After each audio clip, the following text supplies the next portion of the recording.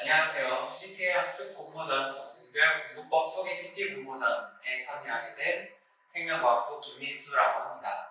저는 이번 발표 주제를 조2로 된 나침반이라고 하는데요. 제 소개부터 하겠습니다. 저는 생명과학부를 다니고 있고 BSS라는 스터디 그룹의 회장으로 활동하고 있습니다. 발표에 들어가기 앞서서 생명과학부란 어떤 문제점을 안고 있냐 소개해드리자면, 생명과학부를 입학하게 되면 굉장히 다양한 분야의 전공을 맞이하게 됩니다. 면역학을 배울 수도 있고, 해양생물학을 배울 수도 있고, 세포생물학을 배울 수도 있고, 여러 가지 전공을 학습하면서 어떤 진로를 가지고 어떠한 랩실에 가야 되고 어떠한 연구소에 가야 될지 결정하는 시기에 놓이게 됩니다. 어떤 친구들은 다른 전공과 융합하기 위해서 화학공학부라던가 IT과라던가 화학과라던가 여러 가지 전공을 합하기도 하고, 다양한 세부 분야에 가기 위해서 연구실에 인턴을 하거나 그런 경험을 하고 있습니다. 그래서 과정에 들어가기 전에 내가 뭘 좋아해야 되는지 고민하는 시기가 꼭 온다고 생각합니다. 발표 목차인데요. 처음에는 전공 과목을 제가 어떻게 공부하는지 공부 과정과 필기 자료를 보여드리고, 두 번째로는 또 과학도로서 어떠한 자세로 전공을 맞이해야 되는지 이야기해 보도록 하겠습니다. 세 번째로는 두 번째와도 이어지는데요. 주도적인 탐구 자세를 가지면 전공을 공부하는 데 있어서 확실히 도움이 될 거라고 생각을 합니다. 그리고 네 번째로는 제가 스터디 그룹을 하고 전공을 공부하면서 새로 생긴 팁들을 알려드리고자 합니다. 첫 번째, 전공 과목 공부법입니다. 제 공부 과정은 이렇게 5가지 과정으로 이루어져 있는데요. 첫 번째로는 간단한 예습입니다. 수업에 들어가기 전에 간단하게 오늘 뭘 배우는지, 왜 이걸 배우는지에 대해서 알아보고 나서 수업에 들어가면 확실히 그 내용을 정리하기에도 좋다고 생각해서 간단하게 예습을 하는 편이고, 두 번째로는 수업 필기입니다. 수업을 저는 가장 중요하게 생각하기 때문에 수업에 최대한 집중해서 자지 않고 수업을 드리려고 합니다. 왜 그러냐면은 저희 전공이 세포의 물질대사 과정이라던가 그런 과정을 중요하게 생각하기 때문에 과정에서 하나라도 놓치면은 뭔가 정리가 되지 않고 머릿속에 잘 남지 않기 때문에 그걸 가르쳐주는 수업에서 가장 집중하려고 합니다. 세 번째로는 노트 정리인데요. 과정이 이론만 있는 게 아니라 그림으로도 많이 보여질 때가 있고 해서 그런 과정을 나만의 말로 또 목차를 활용해서 체계적으로 정리하는 게 중요하다고 생각해서 노트 정리에 중점을 쏟는 스타일입니다. 네 번째로는 셀프 티칭입니다.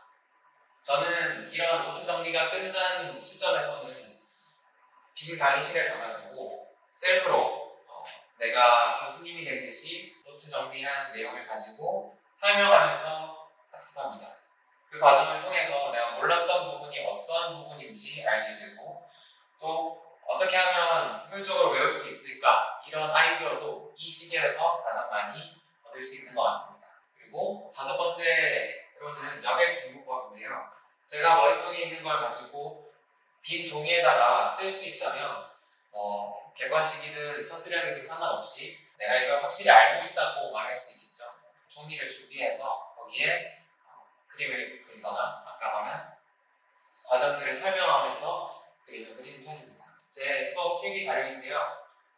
태블릿을 활용해서 바로 수업 시간에 이런 과정을 다 놓치지 않고 필기하려고 합니다. 수업 시간에 해놓지 않고 나중에 따로 공부를 할 때 학습을 하게 되면 굉장히 시간이 오래 걸릴 때도 있고 찾기 힘든 부분도 많기 때문에 수업 시간에 최대한 집중해서 놓치지 않으려고 합니다. 세 번째였던 노트 정리인데요. 여기 보이시다시피 어떤 과정을 그리고 또 다른 뒤에서 설명되는 과정들을 같이 그림에 넣어서 여러 가지 내용이 한 번에 합축되게, 그래서 한번 한눈에 보고 이해할 수 있도록 노력하는 편입니다. 그 다음으로는 저희가 전공 내용이 대부분 영어로 이루어지는데요. 교과서도 원서이고 PPT 내용도 다 영어이기 때문에 학습하는데 어려움을 겪는 학우도 있습니다. 교수님이 영어를 풀로 시험지마저 영어로 내는 교수님이 있고 한글로 내려고자 하는 교수님이 있는데요. 저는 그거에 맞춰서 영어로 시험을 내시는 분은 이렇게 영어로 정리를 하고 한글로 시험을 내시는 교수님한테는 이렇게 한글로 정리하곤 합니다. 목차를 활용하는 과정인데요. 이 내용이 여러 가지가 있고 그게 머릿속으로 정리되지 않는다면 확실하게 안다고 하기 어려울 것 같아서 이렇게 목차를 가져와서 학습하는 중간이나 내가 뭘 모르겠다 할 때 여기를 찾아서 알 수 있도록 목차를 정리해 주는 편입니다. 이렇게 되면 좀 더 머릿속에 정리되는 느낌도 나고 학습하는 데 도움이 될 거라고 생각합니다. 그리고 생명과학부에서 학습을 하기에는 좀 더 전반적으로 큰 부분에서 안으로 파고들어야 된다고 생각하기 때문에 이런 목차 같은 것도 중요하다고 생각합니다. 그리고 셀프 티칭이라고 알려드린 과정인데요. 빈 강의실에 가가지고 이렇게 내가 교수님이 된 것처럼 이렇게 그리면서 설명하고 내가 뭘 모르는지 한번 확인하고 어떻게 외워야 될지 전략을 짜는 그런 과정입니다. 저는 이 과정이 꽤 중요하다고 생각합니다. 그 다음으로는 여백 공부법인데요. 아까 말씀드렸다시피 빈 종이에 가져와서 내가 아는 것들을 적어가면서 공부하면 내가 어떤 걸 모르는지 뭐가 중요한지 생각할 수 있을 것 같습니다. 그래서 이 과정을 마지막으로 점검을 하고 시험에 들어가는 편입니다. 두 번째, 우리가 과학도로서 어떤 마음가짐을 가지고 전공을 대해야 될지 흥미와 태도에 대해서 이야기해 보도록 하겠습니다. 저는 왜가 가장 중요하다고 생각합니다. 이 과정이 왜 필요한지, 왜 우리가 알아야 되는지, 왜 이 과정이 필요한지, 왜 이 과정이 중요한지를 알지 못하면은 그냥 겉핥기식으로 공부가 끝난다고 생각해서 왜라는 과정이 제일 중요하다고 생각합니다. 그리고 그걸 통해서 좀 더 연습적인 과정, 연습적인 공부를 하기 위해서는 내가 궁금증을 가지고 더 알아가고 더 알려지지 않은 부분들을 찾아가는 과정이 중요하다고 생각합니다. 그렇다면 내가 좀 더 흥미를 가지고 전공 공부를 할 수 있을 것이라고 생각합니다. 그러기 위해서는 좋아하는 게 뭔지도 알아야 되겠죠. 내가 뭘 좋아하는지 알고 어떤 공부를 하고 싶은지 알면 자연스럽게 그 공부가 될 거라고 생각합니다.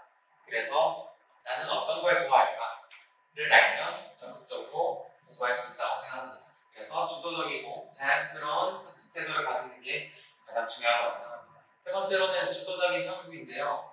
제가 활동하고 있는 BSS라는 그룹에 대해서 살짝 소개를 드리고 그 과정에 제가 얻은 점들을 알려드리도록 하겠습니다. 저희 스터디 그룹을 하면서 여러 가지 논문에 대해서 알아보기도 하고 여러 가지 분야의 논문들을 읽으면서 학습하였습니다.